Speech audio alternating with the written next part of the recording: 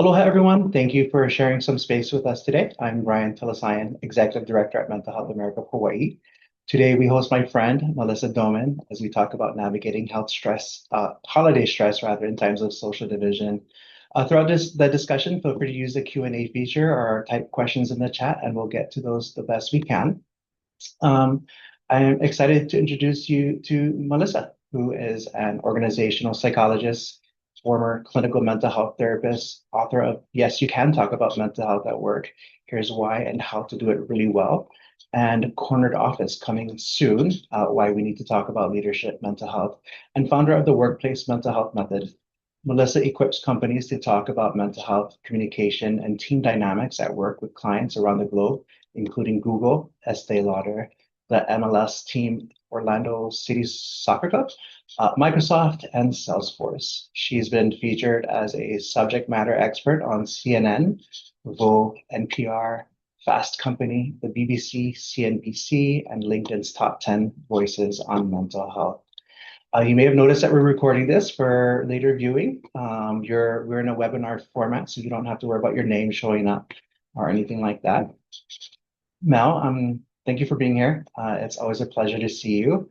Always And good to see you. Always love, any opportunity to support Mental Health America Hawaii. absolutely. I'm just going to jump in if that's okay with Yes, you. yes.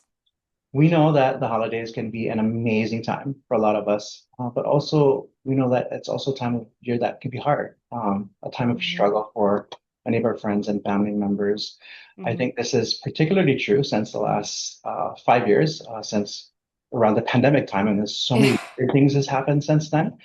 Can you share with us a little on why stress levels rise during the holidays in general and the impacts of conditions such as seasonal affective disorder and how they might significantly worsen stress during this time?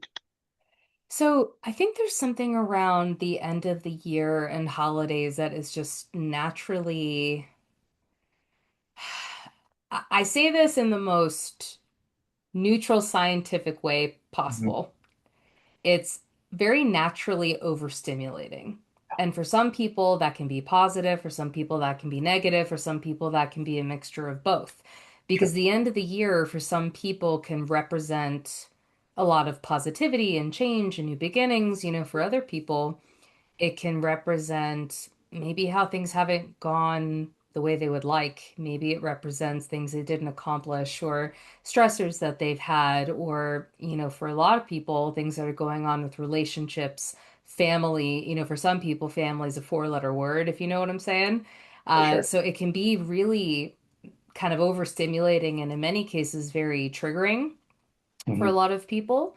And that's not even taking into account the fact that, as you're talking about with seasonal affective disorder, that the days are shorter. It can be a lot darker depending on where you live. I remember when I lived in London in the middle of winter, the sun would set at 3 o'clock, and I was like, "What is this BS? I did not sign up for this, latitude situation, even though I did."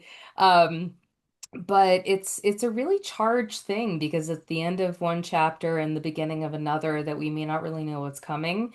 For sure. And, we as humans, doesn't matter how much of, hashtag rebel we are, we like having some sense of, certainty and structure. And when you're changing into a new year, you don't really get that. Yeah. Yeah, absolutely. And even here in Hawaii, our weather tends to be consistent pretty much throughout the year. There's Must not be wonderful. there's not a lot of seasonal changes. In the back of our minds, we always know that there's some sort of transition happening, and there's a Yeah. difference in the air. Hmm. So it's not as drastic, but it still happens. I Yeah. mentioned earlier that the holidays have become progressively hard in some in the last few years. Could you go over how socio-political changes are contributing to family stress? And by family, I mean friends, partners, neighbors. Oh God, I think the question is how is it not For sure. contributing to stress? And I realize the comparison I'm about to make is very vivid, Okay. but I saw it floating around on social media and I was like, God, that's true. A lot of people have equated things that have been going on sociopolitically in 2025, not just in the contiguous 48, but also, globally. They've been equating it to being awake during a surgery that's being Mm. performed on you. And I was like, oh, Like, that makes me cringe. But also, yes, um, there has been so much effort put into dividing people. yeah, A lot of yeah, effort. That's not by accident. yeah, There's been a lot of effort and attention put into dividing people, yeah, and it has made the historical trait of being tribal as humans, it's turned it into something else. It's turned it into this kind of toxic divisiveness that goes far beyond our natural social tendency to be tribal. It has turned people into, if you don't agree with everything I say, you're the enemy and you're dangerous and I don't like you. yeah, So this has seeped into families and friendships and the workplace, and it has gotten truly out of control. And being divided on things, it's not a new concept, but sure. how it shows up now and the spaces it shows up in, that is new. Yeah, And the way that it's dividing people, especially families, is becoming quite a typical narrative. Like I see lots and lots of stuff and lots of stories in a lot of different spaces about people going no contact yeah, with siblings, with parents, it's pretty ugly. And yeah, I'm not saying this to be a negative Nancy, more like a realistic Rita, that it is what's happening. And yeah, there are some spaces where that is repairable and other spaces where it's not. But it's definitely weighing on people, not just personally, but they bring that stress into work as well. yeah, yeah, absolutely. And I think, the thing that I've struggled with for almost 6 years now is that Hmm. all of the events that happened since 2020 has caught upon Hmm. us to come together as a community, as family members and friends. Hmm. But that division is absolutely inherent, and it's Yeah. struggled with that, personally, and I know that a lot of friends and family have as well. Yeah. I'm wondering if you could now talk to the neuroscience and sociological aspects of social division. So I like to call this one the spicy meatball. Uh, we often forget that we are animals that can talk. Yeah, We are running on cave people software with modern society software updates. I'm sorry, cave people hardware with modern day software updates. I'm sure. married to someone in tech, and I'm sure he's heard me through the door. He's like, "Well, you screwed that one up," because his office is just across the landing. But that's what we tend to forget is that we forget our base model parts Mm, because we're distracted by everything that's going yeah, on. So when we have holiday stress, when we have social division, when we're thinking about it a lot, when we're seeing it on social media, having conversations, it is constantly triggering our fight, flight, freeze, fawn, and there's like a fifth one they added, but I refuse, response from our amygdala that is its sole purpose is survival. mhm, And so that's supposed to be a sometimes thing that happens, but it's happening constantly, which does have a physiological effect. So it starts pumping adrenaline, cortisol through our system pretty constantly when that's supposed to be a sometimes set of chemicals going through us and hormones and neurotransmitters. And it really puts us on the defensive, feeling ready for a fight because it seems like everybody else around us is.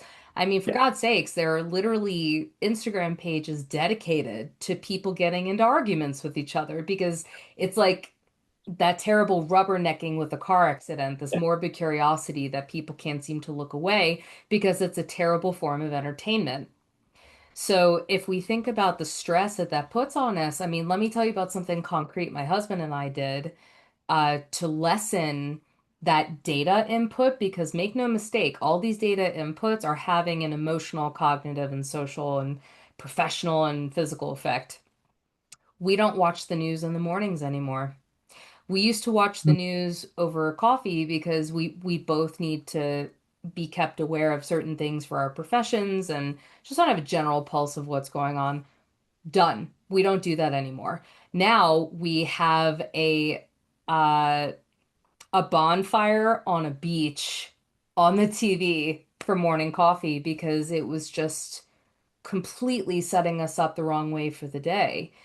And so that, having some sort of container for how much you're exposing yourself to that Yeah. information is a practice. I turned off all news notifications on my phone. I unfollowed a lot of news outlets on social media. Like I have to control and contain how I'm Mhm. taking in that information because it was seriously screwing me up. Yeah, Just because I used to be a therapist and I do org site doesn't make me immune to these things. So I better as well practice what I preach. for sure. But there's a lot of emotional, cognitive, and physical effects that people are having, and it's showing up. For some people, it's disturbed sleep, it's chronic headaches, it's migraines, people having autoimmune flare-ups, changes in Mm. appetite, changes in skin. Like it's the body and mind screaming to you, like, what the hell is going on out there? Are we gonna fight this war or what? Yeah, And it can't tell the difference of, a saber-toothed tiger trying to make you its amuse-bouche yeah, or the stressors of 2025. yeah. Yeah, and it's weird. I think a lot of us learned that, especially during the pandemic. I mean, Hmm. the news was constantly telling us how many new infections there were, how many new deaths there were, That was and on purpose. yeah, for sure. And a lot of doom and Definitely. gloom, and I think it kind of created an environment for doom scrolling, social media, Oh, news, it's a wherever it sport. might be, and I Yeah. think um, that has had a major impact and continued to has an impact on our communities, how we communicate with each other, and Hmm. mentioned being animals that can speak. I think, something that many of us find challenging and some of us may have lost our ability to do is have critical conversations, Yeah. especially when values are different, and so if you Yes. could just talk with us a bit about ways we can maximize conversations to ensure that they're actually constructive and not demeaning or insulting. Oh gosh, if that was easy, everybody would be doing it, wouldn't they? Uh, so I think that having constructive discourse and constructive disagreement is becoming a dying practice. And the reason I say that is because it doesn't feel as good Yeah, as browbeating someone into agreeing with you. yeah, That's the truth. I don't enjoy doing it. I find it yeah, really exhausting. But having constructive debate takes a lot of effort, takes a lot of critical thinking, takes a lot of learned skills that are not natural to us as mm, human beings. It's not natural at all. At all. So it's it's really difficult because it can be hard to have a respectful conversation with people who may believe in something that you not only fundamentally disagree with, but may find to be a dangerous, harmful, predatory, all these things that you just can't see past. no, Now, these conversations are in a gradient. Not everybody who you disagree with or you don't like what they think, it doesn't mean that it's the worst thing in the world. There's some things where you're like, absolutely not. You're a dangerous person. I don't want to be around you. Versus other people where you're like, ooh, I don't love that you believe in that. Like, let's talk about why we're not on the same page. So let's take that as an example. Now, I can give you a personal example where I was recently at a extended family event and I was speaking with someone who could not be more on the opposite side of the political spectrum to myself. And as this person started sharing what they were thinking, my stomach started to rise, my heart started to beat a little bit faster because my body was preparing me for a fight.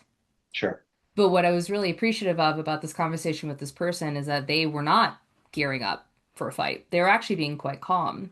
So we were able to say certain things to each other where it was sounding something like, listen, we clearly don't agree, but let's respect each other while we talk about that. Can we agree to that?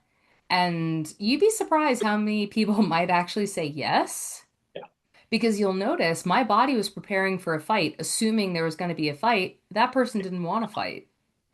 So I think saying that up front and early can be really important because then you can put both people at ease that there doesn't necessarily have to be a fight. Again, Depends on what you're talking about. Take everything I'm saying based on circumstance and nuance.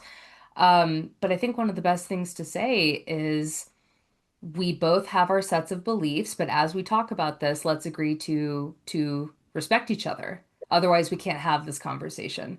And there are other folks, for example, let's say they start browbeating you, why don't you believe blah blah blah blah blah blah blah. And then one of the sentiments I tend to say is, I'm comfortable with us disagreeing. Can you be? And usually they start like glitching because they don't know what to do with that information. But it's really about establishing like rules of conduct For and sure. how that conversation will be treated, and also boundaries if people can't respect that. Like, let's say, for example, that person I was talking to, they were starting to browbeat me in certain areas, and I looked at them and I said, I understand you believe this, but you're not going to change my mind. So I think we Yeah. need to move past it. Is that okay? And they were like, okay. Yeah. Because people don't want to feel like they're being personally attacked for what they believe, and that's all that happens these days. Are there certain things people believe that are genuinely dangerous and wrong? Of course. Of Yeah. course there are. But are these the daily conversations you're having, the hourly conversations you're having? Probably not. You're probably having conversations with people where you don't see eye to eye. But actually, if you can have a constructive conversation about it, there might be some opportunities to find a middle ground. So I would really focus on establishing the conversation structure, kind of rules of engagement, and boundaries if people don't adhere to that. Sure. Yeah, and I think those are really good points, Mel. I think, in my personal life, I found myself having conversations that start off with, I'm not trying to convince you to believe the same things that I believe, but I want to share a Hmm. part of my life with you, and I want you to Yeah. share part of your life with me. We don't have to agree. Yeah. We can still be friends. We can still be family. We don't have to lose this relationship just because we have different values. Yeah. That's really effective, but in the professional arena, sometimes you have to advocate for the things that you do believe in. Uh, 100%.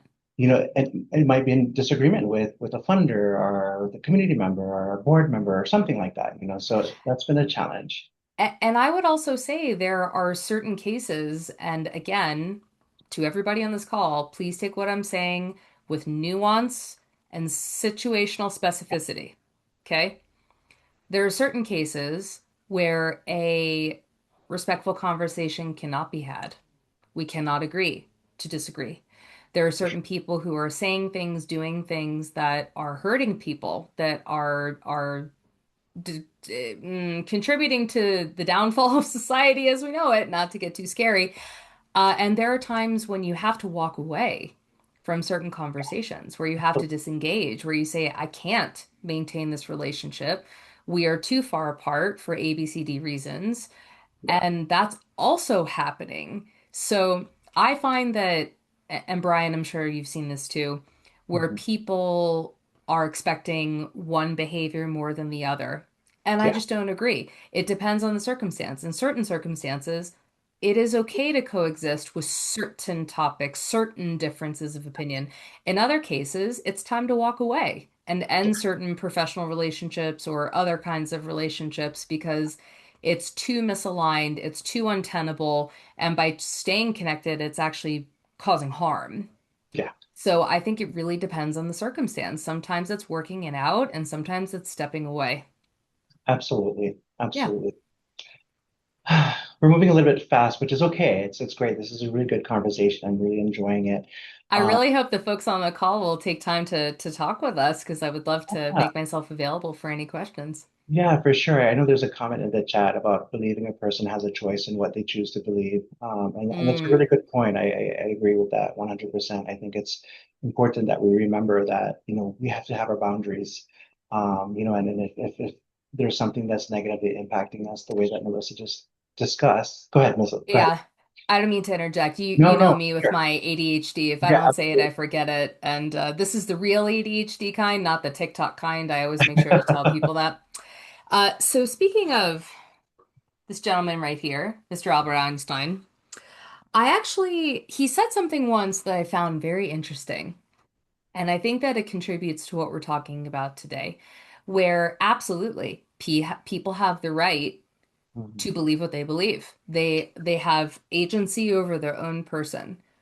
And Albert Einstein once said, one of the best signs of intelligence is being able to change your mind. Mm, So, mental flexibility and holding boundaries feel in conflict with each other. But for sure. again, I feel that they coexist, Yeah. especially if we're thinking about the stress around the division of having pretty tough conversations with colleagues, family, friends. In Yeah. certain cases, holding the boundary is the right thing. Yeah. In other cases, if we don't change our mind on something based on mm, either a lack of knowing or a fear of the unfamiliar, that's not a good enough reason not to Yeah. change your mind. For sure. I So agree. I found that very interesting. You know, Einstein was a smart guy. He knew Yeah. things. Oh yeah, absolutely. Yes. Absolutely. Yes, he did. He really did. Could you share with us some of the personal stress management techniques that you found to be effective? Oh, yes, absolutely. So, one of the first things that I encourage people to do, and Brian, you and I have talked about this before, the reason I like sharing about it is not because I created it, but people tell me it works. Yeah. So I feel, no offense to the wellness industry, that they have sacrificed effectiveness and personalization for the sake of marketability and scalability. Yes. So when it comes to managing mental health, I feel that is as important as sleeping, eating, bathing, and breathing, but not everybody agrees with me. So when we're stressed, and especially going through the holidays and dealing with social division and all these things, managing mental health not always on that list and often falls off that list. Yeah. So I tell people don't do what the wellness industry tells you should make your mental health feel good. Do what actually makes your mental health feel good as long as it doesn't bring harm to self or others Mhm. and is something that you can commit to doing in a consistent cadence. Now, Yeah. if that's 1 hour a week, if that's twice a month, I don't care what it is, but you have to pick something and stick with it, barring death, dismemberment, hell, high water, or illness. Yeah. Let me give an example. My mental well-being non-negotiables. Now, I'm a former therapist. I don't do yoga to relax. Mhm. Meditation doesn't work for me. People normally hiss at me. They're like, "Oh my God, how could you?" And I'm like, "Because it doesn't work for me." So the three things I do, I have to be in nature at least once a week. I live in Colorado, pretty easy to do. I play with my dog every night, even on the night she doesn't want it, because she's a red heeler mix and basically a dingo, and it's her world, and we're just living in it. And the third thing is salsa dancing. Now, salsa dancing is my meditation. When I'm dancing and hopefully following a good lead, uh, my mind goes blank. I'm completely in the present moment. Pandemic made that a little hard. So Yeah. I said, well, I'm in our flat. We lived in London at the time. I said I have hardwood floors, a mostly willing husband, and salsa music, and that will have to do. And then I've had three surgeries on my left leg. Can't Mhm. exactly dance. So Yeah. when I had my ACL redone, I was shimmying around the house in crutches to bachata music because I was going to lose my damn mind. When I Yeah. had my ankle operated on, you know those like knee zoomy things Oh where yes. you bend your knee on this pad and you have like it's like a scooter. Yes. I was zooming around our house to salsa music like an I absolute love that. lunatic I love it. because I needed it. Yeah. So I don't care what it is. You can Yeah. go to an old vinyl shop, flip through vinyls once a month. You can get a Velociraptor blow up costume from Amazon and dance to ABBA in your living room. You can do Yeah. coloring books with your kids on Sundays. I don't care what it is. If Yeah. you don't have a mental well-being non-negotiable, you have to get one Yeah. and you have to decide when you're going to do it. Another model I've been talking a lot more about, and I actually talked about this a lot in my upcoming book, is for those folks on here who might be more existential thinkers, you like to kind of get perspective and zoom out. I would actually recommend you look into something called the PERMA model, PERMA, from Martin Seligman. He's a psychologist. What I really like about this model is that it kind of helps you take the 30,000 foot view and zoom out from the daily stressors and concerns, especially around end of year holidays, because we tend to become like a horse with blinders on in the end of December. Yeah. So what I love about this model is that it helps you really zoom out and you can revisit it as often as you'd like around what are the positive emotions I'm feeling? What are the relationships I'm thankful for? What sort of meaning am I deriving in my job, in my life, in my relationships? What are the accomplishments I can be proud of? What's my sense of purpose? And we rarely sit down and think about these things and put pen to paper or type it out. So I think if you're getting caught up in the end of year stuff, it can be a really, really Yeah. good thought exercise to do. Um, and also, and the last one I want to talk about is communicating capacity. Mhm. So, a lot of people feel guilty about communicating capacity, especially as they go into end of year holidays. If you're contributing to holiday parties, you have work stuff going on, you have family members counting on you. A lot of us are often taught not to communicate capacity because it makes us seem selfish, especially if you come from a collectivistic culture Absolutely. where that's a big no. So I'm asking, especially those of you who come from a collectivistic culture, to go against that social conditioning to your comfort level, to your degree. I am also from a collectivistic culture, so easier said than done. Um, the simple thing really is just letting people know where you are in a 0 to 100 full tank sort of analogy. And that can be as simple as, hey, I'm operating at like 50%. I know I have to do A, B, and C. Can someone else do X and Y? Now, be mindful of who you say this to. I'm not at all guaranteeing that that's going to be well received depending on who you're talking to. People are generally not mind readers, especially as we get into the end of the year. Communicating capacity is a very underestimated stress management tool, especially when the end of the year is very charged. Yeah. So I would try to figure out, assigning that numeric value to what your capacity is when you're explaining it to somebody and what you want them to do with that information. Because that's really an underestimated stress management tool.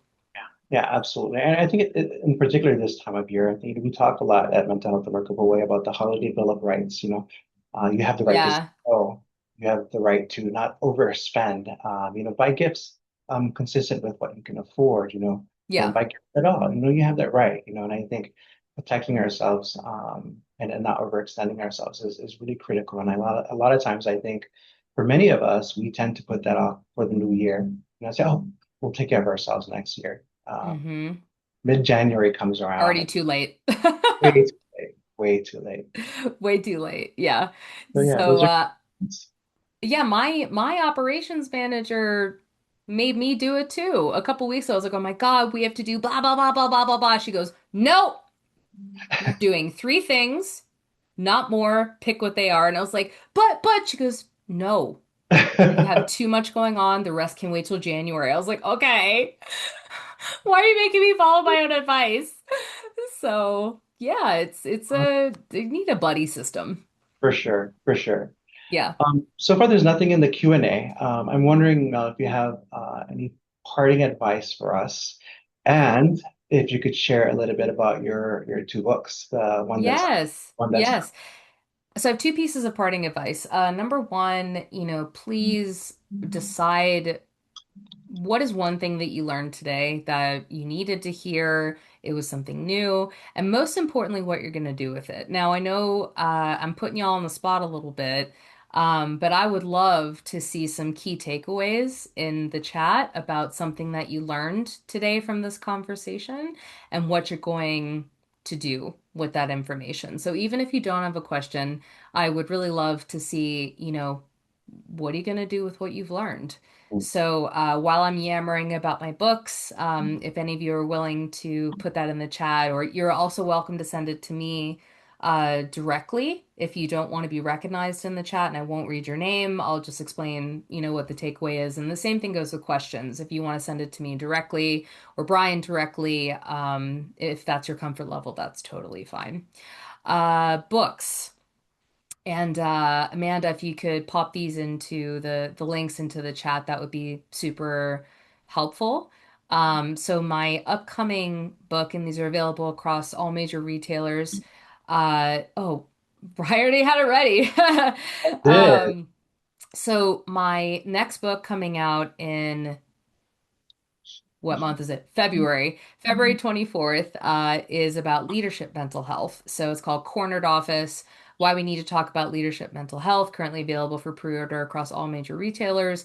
Basically, it's a book that reminds people that those with a leadership title are in fact the same species as those they lead, and why deprioritize leadership mental health is not only bad for leaders, but bad for companies. It is a very spicy meatball.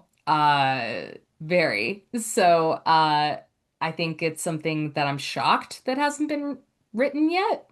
So Yeah. I did. I was like, I don't know how could be the first, but here we are. So that one is really focused on really understanding how we got to this point, Mhm. why leaders are continuously dehumanized, why we do this as a species, and really the how that dehumanization is perpetuated and the impact it has on leader mental health and effectiveness and all that. Also talking about perceptions of leadership mental health through intersectional identity, and then giving organizations some key ways that they can support leadership mental health and how leaders can support themselves. And my first book, the one behind me, Yes, You Can Talk About Mental Health at Work. Here's why, and how to do it really well, is basically a manual to understanding mental health stress and mental illness and the effective ways to talk about it in the workplace, based on that context, who are the right people to talk to, how to talk about it, what's useful, what's not. And that is also available across all major retailers. Yeah. Um, I see here we have some takeaways. Mahalo for your presentation. You're welcome. Takeaway, communicating capacity. I think starting conversations with saying you don't necessarily want to fight is helpful when speaking with different family, friends with different values. We're running on caveman hardware with modern day software updates. Have grace for myself and better support for my loved ones. I love these. And by the way, please feel free to connect with me on LinkedIn. I'm posting thought leadership constantly, and my website is melissadoman.com. If you are looking for virtual or in-person services for mental health at work, communication, and team dynamics, whether that's workshops, fireside interviews, training, consulting, panels, things of any sort. I work with all companies and industries around the world, so please feel free to get in touch, and I'd be happy to help. Um, I see one more here. I believe seeing people as a child of God and a peacemaker and invite the spirit of love into the surrounding. That's really beautiful, very beautifully said. Um, Before we wrap up in a little bit, does anybody have any questions at all? Whether you want to put them in the chat or send them privately to myself or Brian, this is a safe container, no judgment.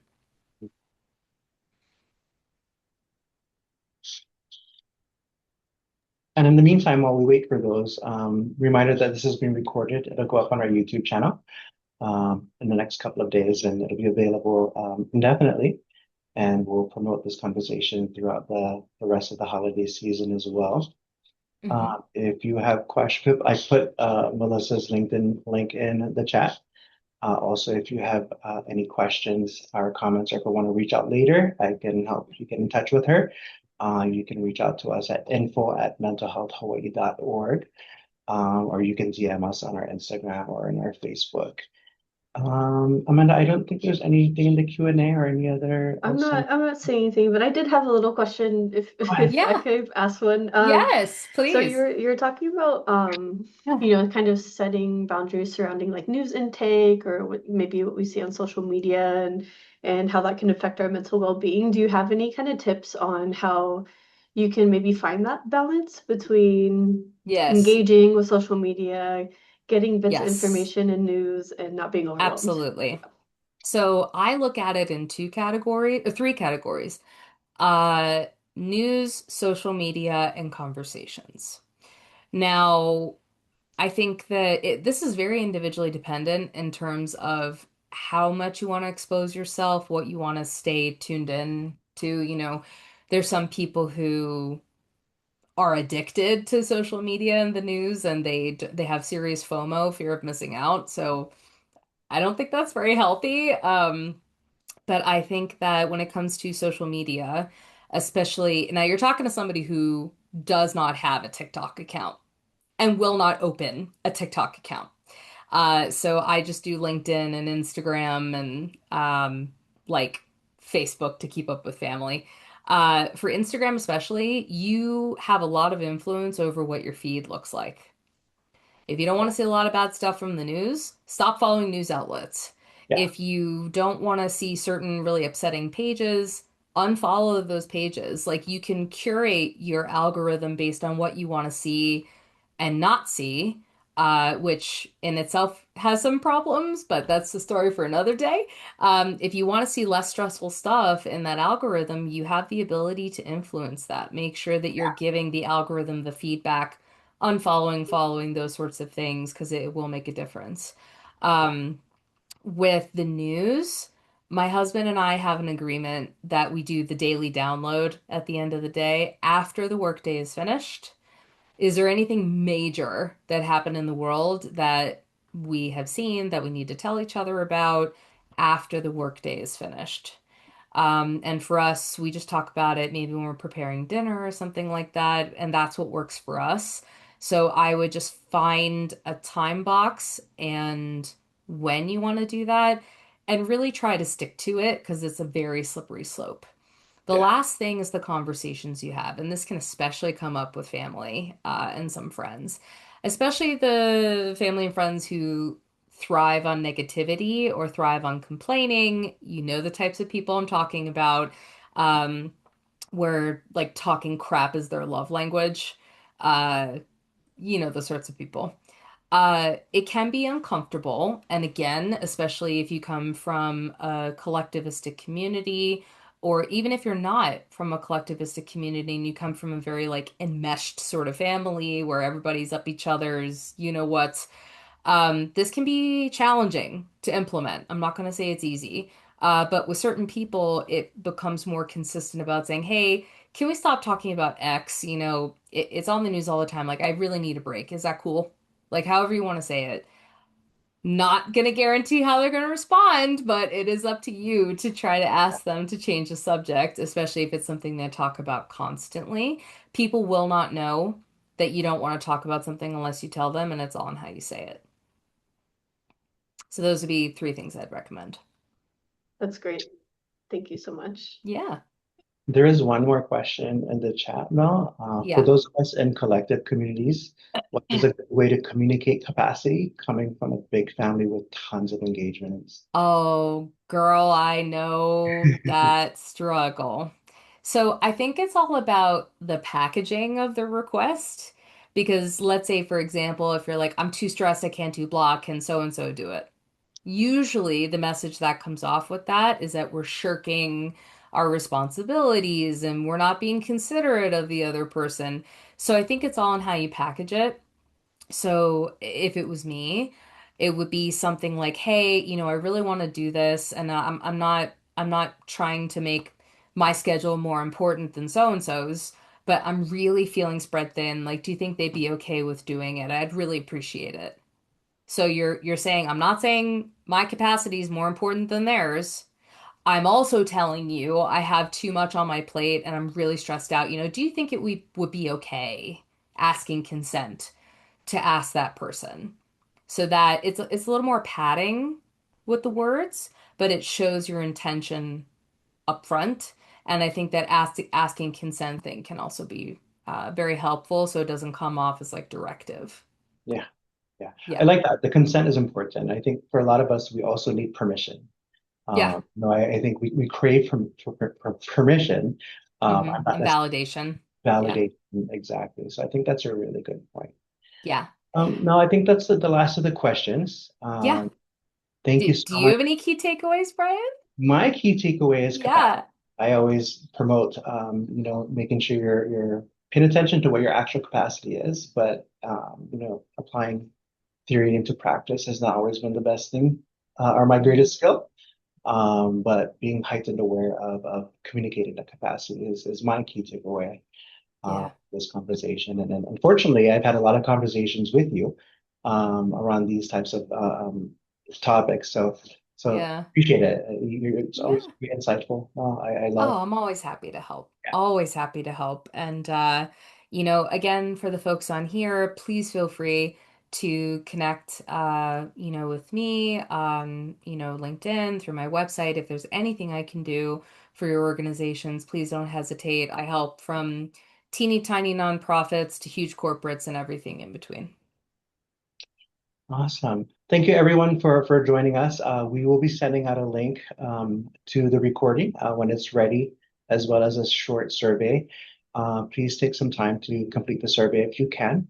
Otherwise, enjoy the holidays that you celebrate, and we will connect with you folks later. Happy Aloha. holidays, everybody. Happy holidays.